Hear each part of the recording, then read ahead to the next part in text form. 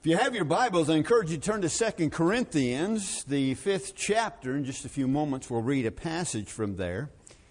You know, I really don't want to give you the impression that this is a downer sermon. You know, the worst thing. Well, let's get that going so you can see what we're talking about tonight.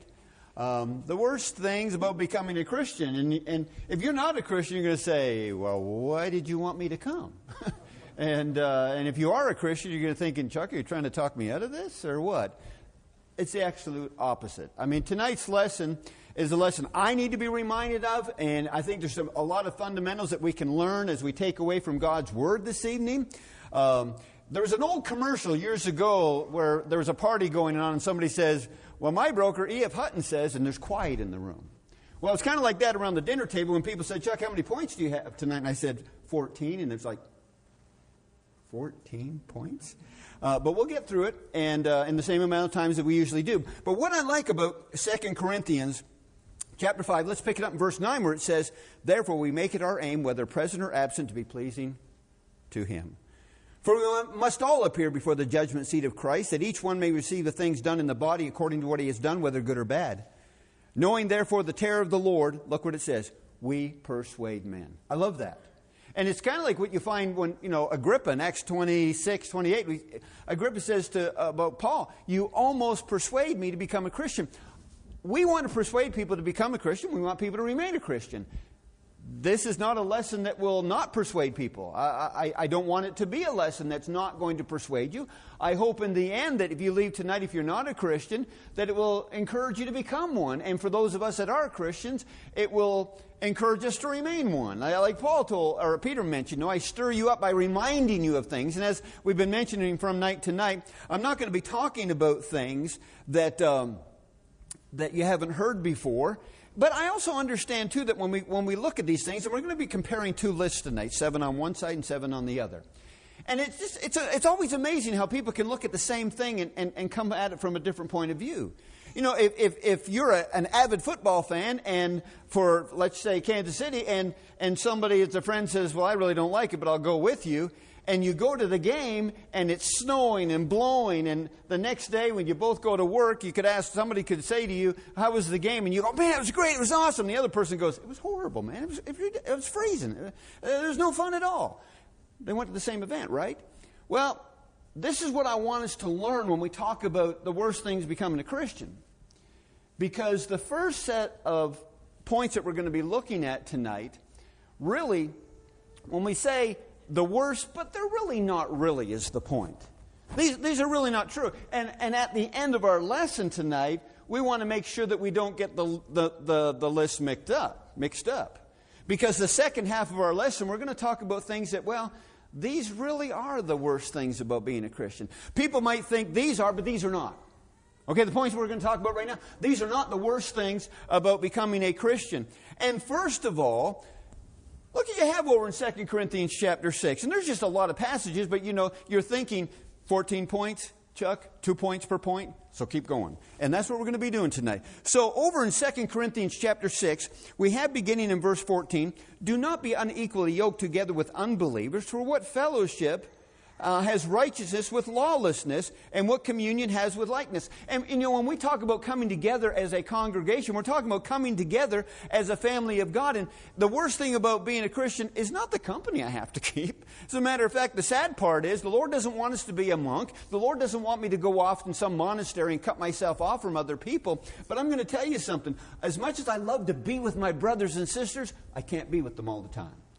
Now, it's nice that we want to be, and I love the company that we keep with our brothers and sisters, and because of the fellowship that we have in 1 Corinthians chapter 1, and we talked about this, had a Zoom study today, and the guy was talking about this, and he was talking about people that might come into an assembly that are not faithful to the Lord, and he said, Chuck, we shouldn't be fellowshipping them, and I'm going, whoa, wait a minute here.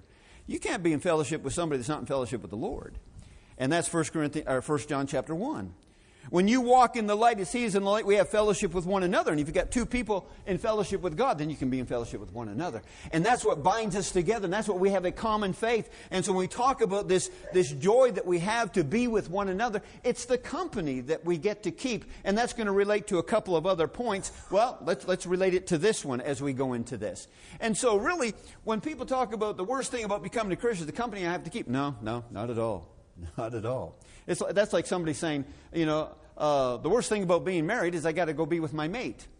What? No, that's the good thing. I miss Debbie, and I hope she misses me. And so having to worship God regularly, look at the joy you have. And we never want to lose this, ever. And I pray that I never lose this. This is why I want to be reminded of these things. Over there in Acts chapter 2, you have those individuals that gladly received the word that you read there in verse 41. Those that gladly received the word were baptized, and that day about 3,000 souls were added to them. And they continued steadfastly in the apostles' doctrine and fellowship and breaking of bread and in prayers. They wanted to glorify God. They wanted to come together, and they worshiped with God. And what a joy it is to come together with those of like precious faith. I have been invited to other places to these religious groups, and I have gone to some of their services, and hopefully, and it's always happened, we're conversation after there, and they would wonder why I was there, and we would get into some Bible discussion. But you know what? I was not as comfortable there as I am coming here. Because, you got those that believe and practice the same thing and glorify God and respect His authority that we've been talking about this week. But having to worship God regularly, that is, if that's the worst thing about, that's like somebody saying, the worst thing about being rich, Chuck, is I get to buy anything I want. Oh, you poor thing. The worst thing about being rich is, I don't have any bills to pay. Well, you have bills to pay, but you don't have any problem with them. And so you look at that, and that's kind of the way we look at this, is, having to worship God, that's the worst thing? Not at all. There's a great anticipation. You brethren know this. I usually feed off the audience and their facial expressions.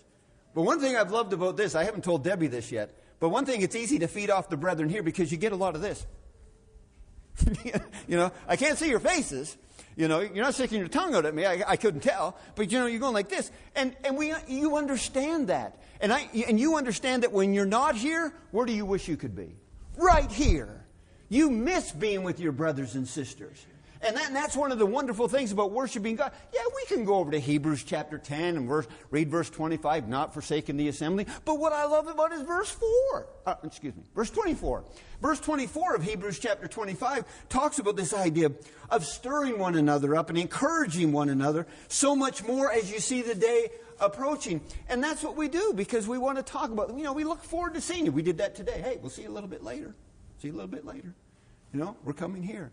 And wanting to worship our God in heaven who's provided all that we have. We talked about that. We want to persuade men to become a Christian. And the reason why people became Christians in Acts chapter 2, they gladly received it. They understood all the blessings that we talked about last night, all those spiritual blessings. What do you do when somebody gives you something so great? You know what you do. And I love parents that do this. I love parents. You give something to a little kid. And even as a grandparent, we give things give to the kids, and the parents go, "What do you say? What do you say?" Oh, thank you. And that's what you want.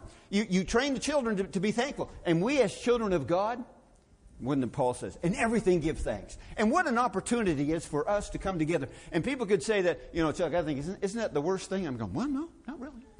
That's really not the worst thing about becoming a child of God. And you know what? When I go over to Luke, the 13th chapter, let's pop over there for a moment. People say, the worst thing about becoming a Christian is having to develop my talents. I've had people that I've studied with were a little hesitant about becoming a child of God because they're sitting there going, I don't think I can lead songs, Chuck. Whoa, chill, relax, right? People, you develop your abilities is the point. In Luke chapter 13, beginning in verse 6, he spoke a parable. A certain man had a fig tree and planted in his vineyard, and he came seeking fruit on it and found none. And he said to the keeper of the vineyard, look, for these 3 years I've come seeking fruit on this fig tree and found none. Cut it down. But why does it yet use up the ground? But he answered and said to him, Sir, let it alone all these this year also until I dig around it and fertilize it. And if it bears fruit, well, but if it's not, cut it down. And the point, we as God's people, and we could have gone over to the parable of the talents, is that it's wonderful to develop our abilities. I think I taught this lesson. A lesson I really like to teach in meetings, and I think I did it here the first time around, was don't bury your talent.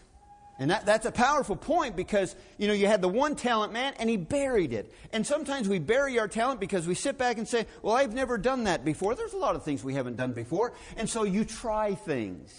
You try things. And we should not be afraid of this. Sometimes you try to lead songs and you find out you're not a song leader. I'm not a song leader.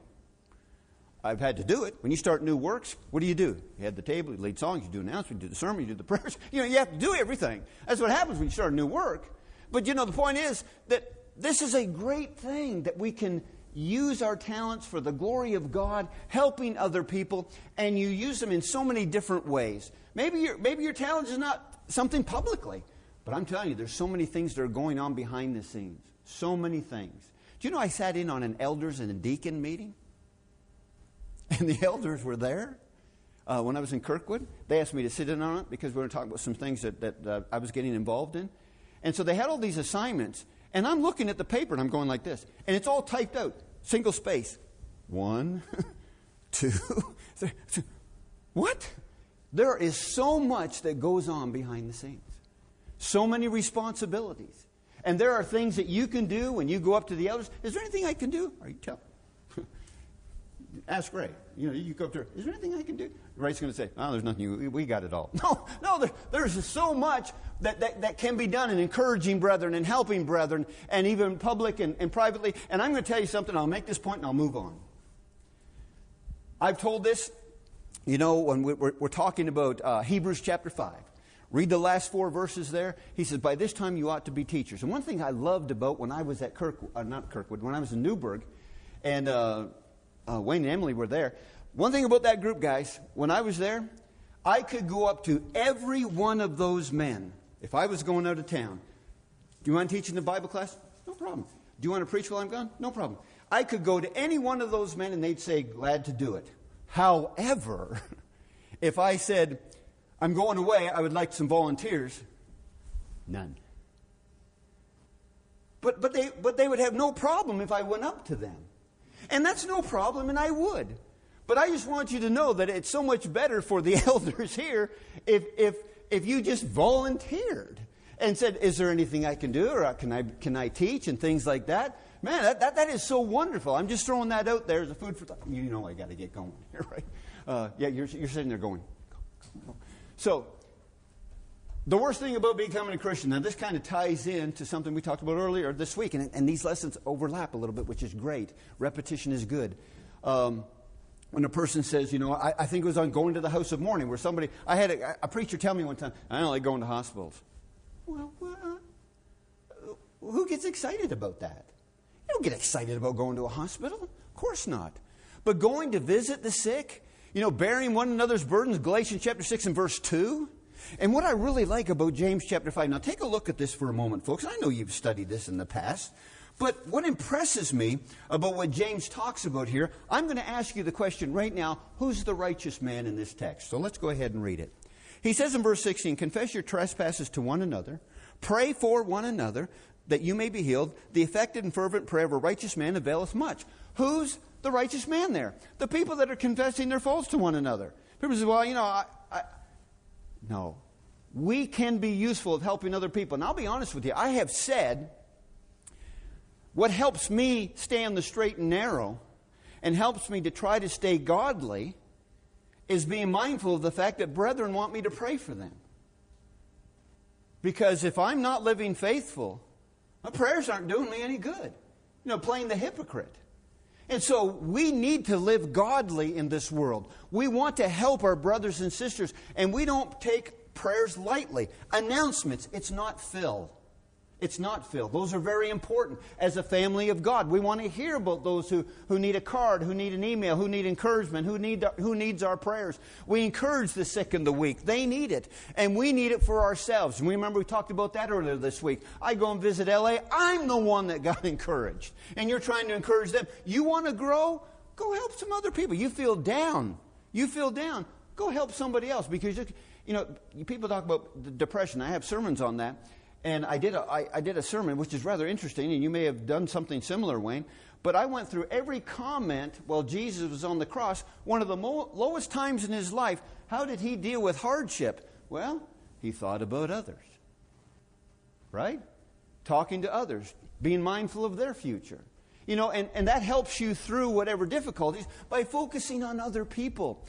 The worst thing about being a Christian, that's not the worst thing, folks. I'm going to tell you that right now. Laboring without aiming to be a man-pleaser. No, people go, well, that's the worst thing about... No, that's actually a good thing.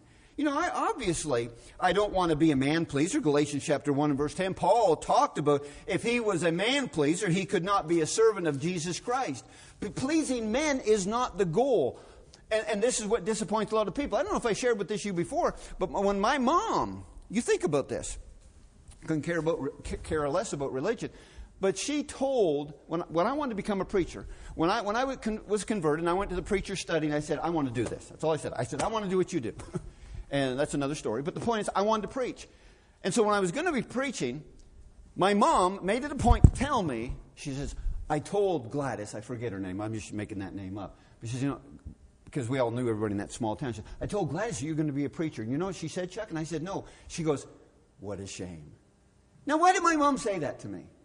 You know why my mom wanted me to know that. Because she's thinking, you know, how terrible it's going to be. And what I'm going to miss out on. And we're going to talk about that, well, in point number 7. Okay? And so, you know, the end of part 1 is coming.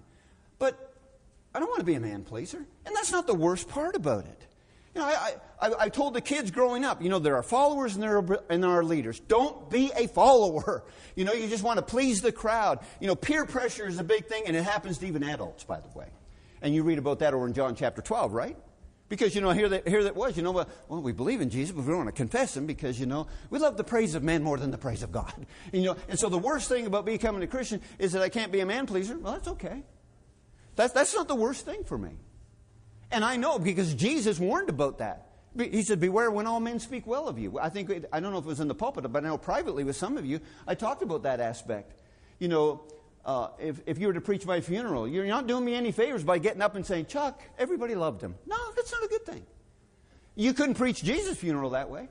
You couldn't preach Jesus' funeral and get up and say, everybody loved him. No, that's not what happened. Because Jesus was not a man-pleaser, and we're not going to apologize for that. And that's not the worst thing about becoming a child of God. Needing to set a proper example. Oh, I always got to be mindful of what I'm doing wherever I am. Over there in 1 Timothy chapter 4, you know, you think about this. I guess I'm a little bit more mindful of it, you know, because if I stand in Walmart and it says 11 items or more, and I counted the person in front of me, he's got 13, I'm not going to go, hey, lady, look, what are you doing here? And you go, oh, are you the guy on the TV? You know, I'm not going to do, I'm a little more self-conscious of, not that everybody knows me. I doubt anybody would recognize me, although one guy did one time. But the point is, we want to have a good example. The worst part about this is I always got to be on. You know, I always got to be on.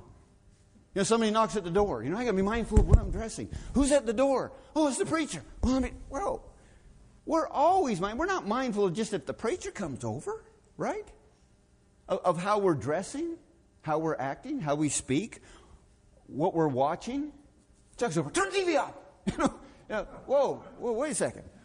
In 1 Timothy chapter 4, Paul told young Timothy, let no one despise your youth, but be an example of believers in word and conduct, in love and spirit and faith and purity. Brethren, we are to be on all the time. You can't take your coat off and not be a Christian for a time. It's not the way it works. It's 24/7. But that's not the worst thing about being a Christian, because I want to be a shining light, because Matthew chapter 5. Because what's interesting, I did this in a sermon a while back, but in Matthew chapter 5 it talked about let your light shine before men, right? So they can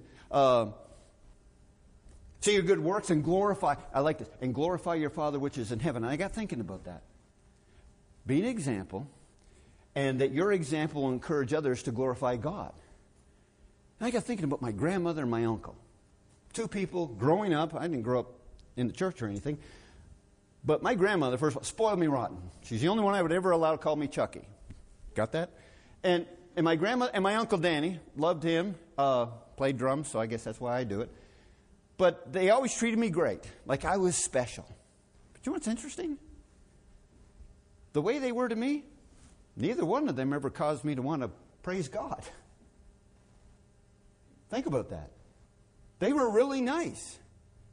But it didn't cause me to want to turn around and glorify God in heaven. He said, well, yeah, I get that. So that should tell us how we are to let our light shine, is the point. We just don't want people to see that, wow, Chuck's a good guy. He's out there putting out his garbage every day. Okay, you can be a good neighbor, but we got to let our light shine so that people see godliness and glorify God which is in heaven, and that'll relate to the kind of example that we are setting and the consistency in there, and seeing what we don't do and what we do. And that relates to this final point. And I know I've been getting some nice, funny comments, and not even funny comments, but truthful comments from brethren from Sunday morning sermon. Because some are talking about, but Chuck, I do have fun. Well, I do too, is my point. I wanted people to understand. That's what my mom was saying. She said, what a shame. Like I'm going to miss out on stuff. Like what? Getting drunk and throwing up when my aunt and uncle would come over? And then they would throw up and they would all joke about it the next day. And I'm thinking, really? That's fun? What am I missing? That's not the worst thing about becoming a child of God, because you talk to brethren here and ask brethren, hey, do you like to have fun? Sure do. Have you had fun? Sure do. We're not missing out on anything. Missing out on sin, because Romans chapter 12 says, you know what? We are not conforming to this world. So I don't need that kind of disgusting humor to entertain me. I don't need it. I don't need to engage in worldliness to have fun. I don't. And I can dress modestly. Okay, I can do that in this world. And still having fun. I remember the kids. I ran my first 5K, had a pair of red sweats. It was red, right? and I cut them off down here, and my kids were embarrassed. Like, oh, Dad, come on. They even told me that. You're not going to wear those, are you? Yeah, sure, I'm going to wear them. I didn't care, remember? Leaders and followers. I'm not letting those other runners determine what I'm going to wear, because then I'm going to be a follower. Now, I was a follower during the run, because I wasn't very fast. But the point is, I didn't follow their example. But you can have fun. You don't have to conform to this world, but be transformed by the renewing of our mind is the point. And so that's not the worst thing about becoming a Christian. But if you want to be honest, if we can be honest with all of us here, there are things, and you'll see if you agree with me on this as we go to the Scriptures. The worst things for me, for us, when I read others in their example, for real, having motives that are misunderstood. That's one of the worst things for me. Paul, in Galatians chapter 4 and in verse 16, he says, have I become your enemy because I tell you the truth? Parents, you'll have a child go, I hate you. Well, parents, they don't really hate you. You got to have tough love. And that's just a child that kind of misunderstands, but they're not mature enough. When they get older, and I've had the privilege, I remember at least on one occasion, one of the kids, and now they're grown up and married, said, I really appreciate what you did. And I'm like thinking, boy, that was a long time coming. Waited a long time to hear that. But, at the time, and the Hebrew writer talked about that, it's not joyous for the moment. But turn over to 2 Corinthians chapter 11. I read a lot of this stuff, and it just breaks my heart what Paul had to go through. In 2 Corinthians chapter 11, he says in verse 7, he says, you can just picture him telling these brethren he labored with and loved. He says, did I commit sin in abasing myself that you might be exalted because I preached the gospel of you, or the gospel of God to you free of charge?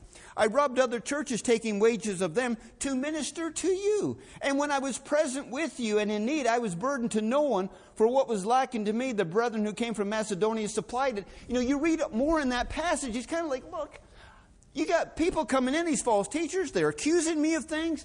They're bragging on themselves, and you're eating it up. Doesn't it surprise you? You can get somebody in the pulpit here, and he'll sit around for 20 minutes or stand around and talk about how great he is. And we're down there going, come on. But then you'll have brethren who'll go, man, he was the great. Wasn't that great? Wasn't that wonderful? It's sad. I remember going to a gospel meeting one time. When it was over, the people in front of me turned around and said, wasn't that wonderful? And I'm going, who are you listening to? That's that man-follower idea. But I'm going to tell you something. For you and us, for you and I, and when we preach the truth, there are people who will say, Chuck, you're just so unloving. You're so full of hate. You're anti-everything. And I go, you don't understand. My motives are being misunderstood. And I think my own family. I don't know how many times I got to go home and they say, do you want a beer? How many years do I have to say no? But see, here's the point. They're thinking that I think I'm better than them. That's misunderstood motives. They think I think I'm better. I don't think I'm better than you. Yeah, you do, because you're not doing this. What do I got to do to prove it? Okay, give me one. No, I'm not going to do that. I'm not going to stoop to that. But you're going to have, like Paul, why? I came to you. I didn't even charge you. And somebody comes along and says, he didn't even take your money. Oh, yeah, he didn't. And you ate that up. How sad, how pathetic that is. And so we have to live with that. And so we could have visitors come in here and people will think that Chuck or Wayne, who's ever preaching, is just callous, cold, unloving, uncaring, and it's the opposite. It is the absolute opposite. We love you. We care for you. And I'll talk about that on point number 1 tomorrow night. So you know there's at least one point. Okay, let's move on. Isn't this true? I'm going to be honest with you. This is the worst thing. Now, it doesn't mean I'm not going to be a Christian.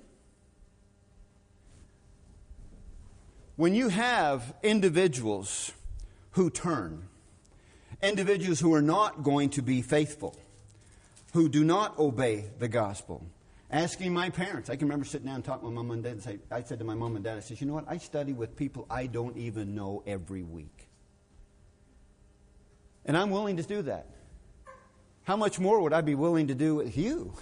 And I know you. And they said, no, Chuck, that's okay. I offered. And so you have that in Matthew 23, and he mentioned this concept in verse 37. He says, where Jesus talked about, "O Jerusalem, Jerusalem, the one who kills the prophets and stones those who are sent to her, how often I wanted to gather your children as children together, as a hen gathers her chicks under her wings, but you were not willing." You can just see that compassion that is there. Read Luke 16. You read about the rich man and Lazarus, and what did that rich man want? That rich man wanted, double negative here, not for his brothers to come here. Please have somebody go back. And it's hard not talking about this when we think of family and friends that have passed on and didn't care. I preached my dad's funeral, preached my grandparents' funeral. That's tough. When people haven't been faithful to the Lord and haven't obeyed the gospel, and I'm going to tell you something. If you're not a Christian, there are people here who hurt. That's the hardest part of knowing that you're not ready. That's the hardest thing for us as Christians. And so we're not going to stop praying. We're not going to stop caring. We're not going to stop trying to help you, because that's what it's all about. That's what people who love others do. And this is so true. Because as I'm turning over to 1 Corinthians chapter 12, 12 and 15, we talked about that a little bit earlier on the Sunday morning class. I'm going to 1 Corinthians chapter 12. We talk about weeping with those that weep. Doesn't it hurt you? I know, brethren, you've had people here that passed, right? I know you've had people that have died recently. I think Kim's family. Now, I don't want to bring up an old wound, but I also want you to think about when that happened. I would like, if I use Kim as an example, I want you to think about the other people that hurt for you. That's what this point is. The worst thing about being a Christian, now we want to be sympathetic, don't misunderstand, but this is hard. It hurts. I'll get a lump in my throat, but, so there's Debbie, and that's 2 meetings in a row that I get a text, and it happens to be a different granddaughter that's being rushed to emergency. She says, I'll keep you posted. Great, I'm going to go preach now. But when you think of whether it's a granddaughter or somebody else, what do you wish? You wish you were that it was you instead of them. We know that. And there are brethren here that are hurting, and we hurt for them. Jim Stouffer and myself were talking about this morning. I mean, I get a lump in my throat when I think about L.A. and some recent developments there. Seeing our spiritual family hurt, that's hard. Now we're not going to not be a Christian. We're not going to not care. So don't misunderstand. I'm just saying these are real. These are the hardest things, because an uncaring Christian is not being godly. They're not living like they should. And we as Christians will endure these things. We will face these things as we labor for our Lord. And why not this one? There's not a day that goes by. I see it all the time. Am I concerned for my granddaughters? Absolutely. But am I concerned for my brethren today? Yes. Am I concerned for our young people? Am I concerned for our young people? Absolutely. Because when you have it described here, don't love the world or the things in the world. If anyone loves the world, the love of the Father is not in him. For all that is in the world, the lust of the flesh, the lust of the eyes, the pride of life is not of the Father, but is of this world. There are people who think absolutely nothing. My whole family, up in Canada, it's just like, they just think nothing of it. They think nothing of it just living together. Like I'm supposed to be comfortable with that. But it seems to be the accepted norm. And I'm going to say a word that I don't often use in a sermon. But it's almost embarrassing for young people today if you use the term virgin. They'll get scoffed at. I'm saving myself for marriage. Well, what planet are you from? Earth? Okay. Recognizing what God has to say about that. I had to do that on a television program when they talked about what is that Romans chapter 7 all about when it says, let a man not touch a woman. What's that mean? I think it says, man, don't touch a woman. This is what it says. Because he's talking about the idea that, there's a place for marriage. There's things that you wait until marriage. You understand the restrictions that are there. But we as Christians, we see it going on in the world where people don't blush anymore. People don't care. Sin is rampant. We know that. It is everywhere. And that's why when you're preaching on this, why was the New Testament written? Why all these letters to the congregations? Because the world was creeping in. 1 Corinthians chapter 5. We talked about that this week. You should have mourned over this sin within the congregation. You're turning a blind eye to it. Do you not care about that? We have to preach on these things because worldliness will get its foot in the door. And why are we preaching these things? To show that we are No. Point number 1. You're misunderstanding our motives. In Ephesians chapter 5, this congregation is to keep itself unspotted from the world. As Paul said to Timothy, we're to be pillars in the ground of the truth. And we should never be ashamed of calling out sin. I know everybody does it. And when I have Bible studies, and we were in a discussion on that today, when I study with people that are not Christians, I don't have a heart attack when I'm studying with people and I find out they're living together. Do you want to know something? I expect people who are sinners to sin. So I don't have a heart attack.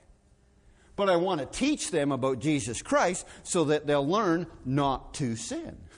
Isn't that the goal? And that we can have forgiveness of sin. And who am I? Do I cast the first stone? I needed the blood of Jesus just as much as everybody else. But we see the increase of sin in the world, and we've seen it in our own lives, and I think that we've learned from that because I think that's what's coming across in Romans chapter 1 when Paul feels like a debtor. When you think of when Saul was told to go into the city and wait, he's praying for 3 days, what do you think he was praying? I don't know about you, but if I'm Saul and I'm thinking, wait a minute, I was stood there with Stephen. I tore families apart. I put men and women in prison. And just because they were Christians. And now I'm in the city and Jesus is real. What do you think you'd be praying? I know what I'd be praying. Boy, I'm really sorry. Don't hold that against me. And you can almost see with that when Saul became a child of God, man, you talk about do a 180. And I'm on fire for the Lord because of the sin that's out there. And so when I see this, as much as it's the worst thing for me as a Christian to see, that's what makes it so hard. But that's also what motivates me to work even harder. It doesn't motivate me to quit. It doesn't motivate me just to give in and become worldly. It doesn't. It actually has the opposite effect on faithful Christians. That's what it's all about. And this is true, isn't it? Paul made it perfectly clear in his life. And I know that, and I had a sister years ago call my hand when I made this point, because it comes up in other sermons. It was almost, she was almost upset that I would be willing to leave the Lord right now if I had a chance. But that's before the text that we had here. It said in verse 7, for we walk by faith and not by sight. We are confident, yes, well pleased, rather to be absent from the body and to be present with the Lord. And I'll be honest with you. I say that a lot, don't I? I'll be honest. Of course I'll be honest with you. With L.A.'s condition, I am very selfish. Because I don't want to lose him.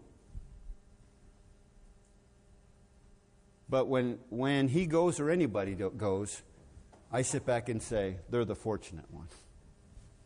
Because guess what they don't see anymore? Right? A lot of all those things that we're talking about. We have heartache, and it's real. And these are the hardest things about being a child of God, is being absent from the Lord. But that doesn't mean, like Paul, I'm not going to stop working. I'm not going to stop working. I would sooner be with the Lord. I'm not going to rush it. I'm not going to rush that up. And people do things that they shouldn't be doing because they feel so alone. And this is why we want them to become a child of God. But these are real. This is the worst thing about being a child of God, I'll be honest right now, is I got to stick around. And so I understood in Matthew chapter 5, I understood that 1 through 11 text where that man who was demon-possessed, and he wasn't in his right mind, when the demons were cast out into the swine, when they saw this man, he was now in his right mind, and he was clothed. But do you remember what he wanted to do? He wanted to go with the Lord. And the Lord said, no, go tell your family and friends what I've done for you. Remember that? But I understand this concept. It's kind of like the person who just wants to become a Christian, sit on the back road and sneak in just before services start, and they're the first one to leave afterwards. I just want to go to heaven. I understand that concept, but the Lord has work for you to do. There is work for us to do. We need to be... I know you want to go be with Him. And I would want to get in the boat and be with Jesus too. But Jesus is saying, no, I've got work for you to do.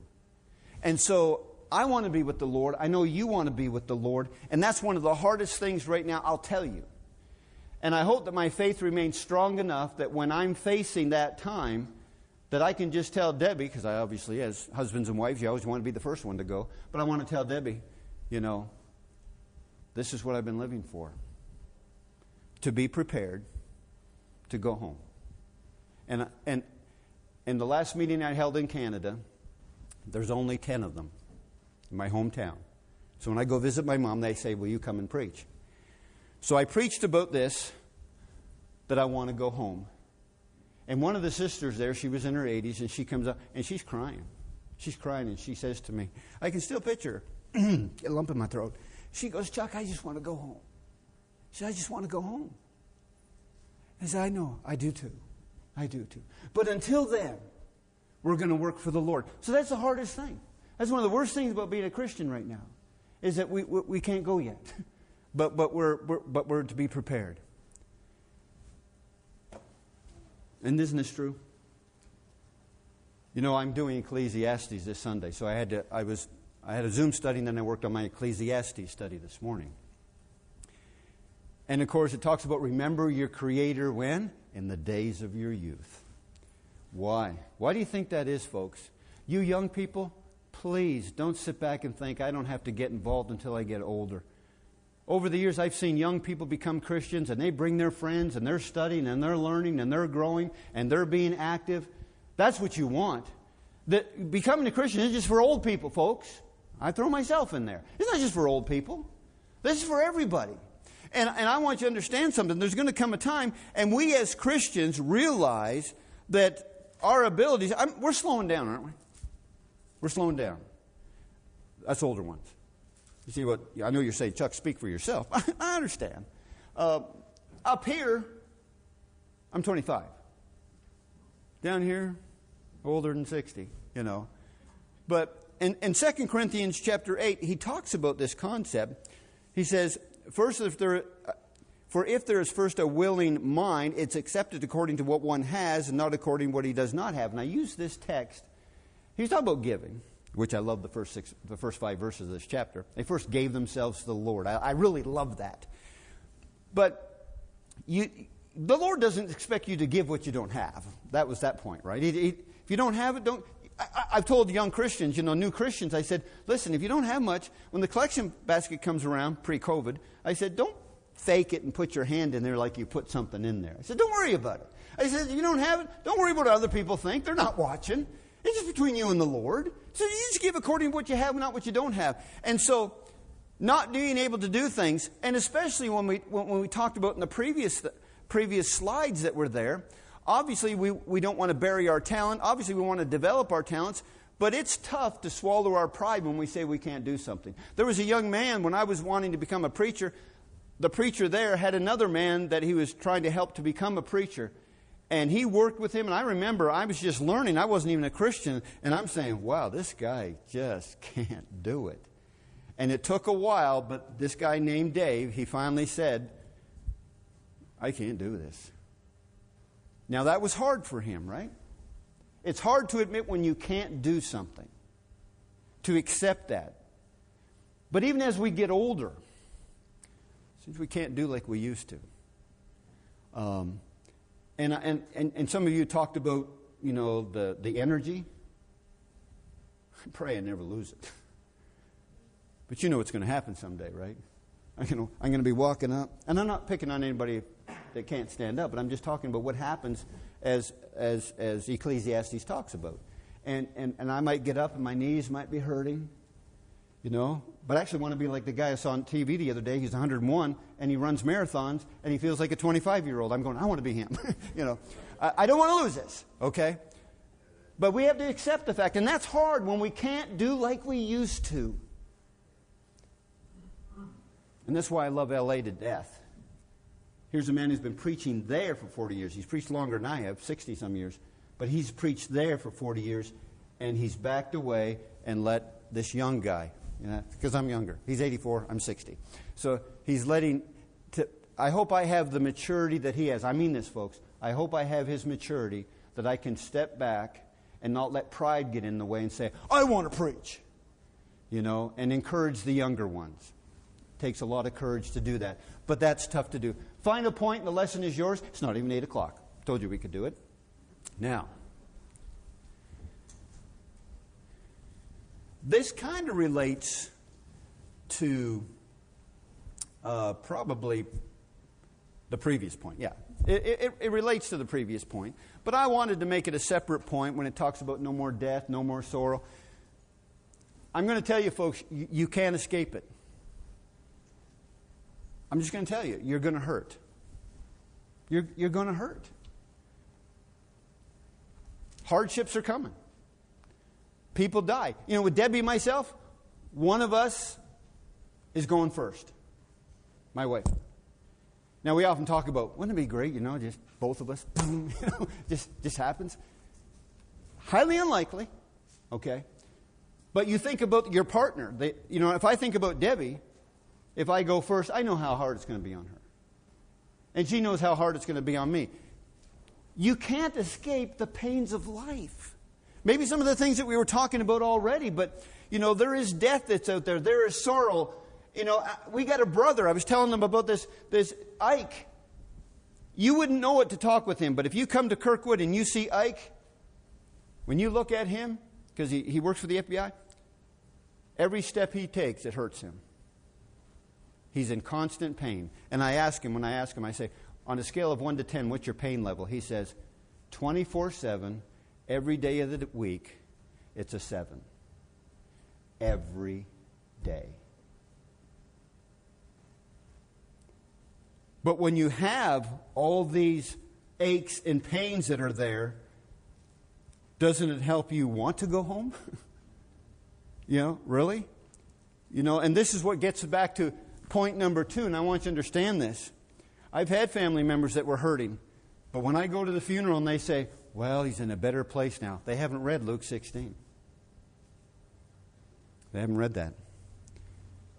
But he says here, God will wipe away every tear from their eyes. There shall be no more death, nor sorrow, nor crying. There shall be no more pain, for the former things have passed away. Folks, I want us to understand, even though I can't escape the pains of life, I've got someone, or, more than that, I've got the Godhead, and I've got my brothers and sisters to help me through life and the struggles that we face. I don't have to go through this alone. But I want you to know that it's a blessing to be a child of God. These characteristics, when you have those, that says so much about you. Those are wonderful qualities if these things really bother you, but there's something really wrong if the first set really bother us. There's no greater joy than becoming a Christian. And what did we start out with tonight? We persuade men. Because we know the terror of the Lord. You have a soul.